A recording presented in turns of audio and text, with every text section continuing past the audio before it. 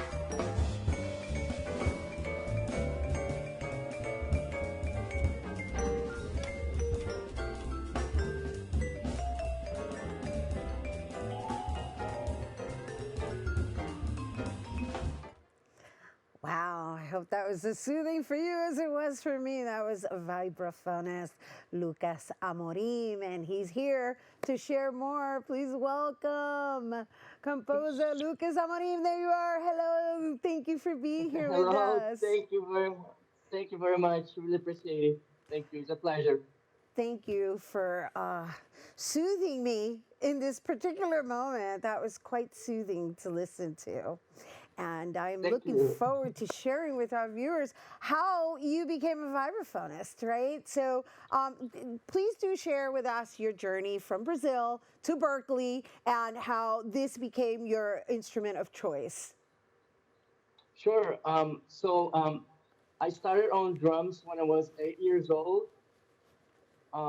Then when I was around 19 years old, I left my city to study symphonic percussion in Sao Paulo, which is around like 8 hours from where I am. From there, I started learning how to improvise and how to play the vibraphone by myself.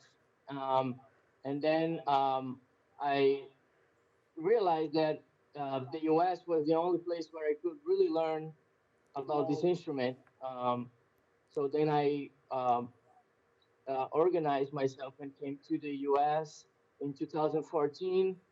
I came to the summer program at Berklee College of Music, and then I got awarded a scholarship. So that allowed me to come back the next year and continue the program for the full-time program. So Um, that's very brave. That's very brave, and I really need to understand like what attracted you to the instrument. Like, I mean, this instrument pulled you so strongly that you found your way to the United States to enhance yeah, your abilities. So, like, what is it about the instrument? And by the way, it happens to be one of my favorite instruments to listen to. Just so you know. thank you. um, so um, basically, like it's hard to say, but I started feeling like a desire to learn more about harmony and melodies. I would hear these melodies and I would want to play them, but I didn't know how.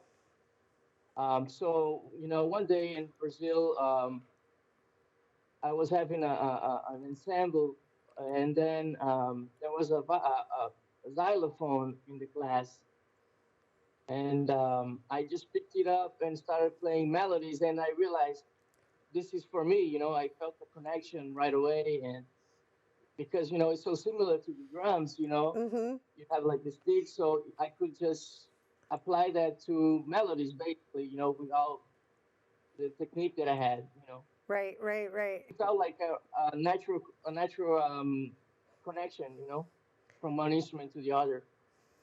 And so, where you are now in your career, I mean, you've come under the tutelage of some really great musicians, and it would be great if you could just educate us a little bit, right? Because I'm not necessarily that versed in jazz and what that movement looks like and what instruments are really applied to I guess the tradition and how you've been innovating it. Because from what I've read, you're quite the innovator.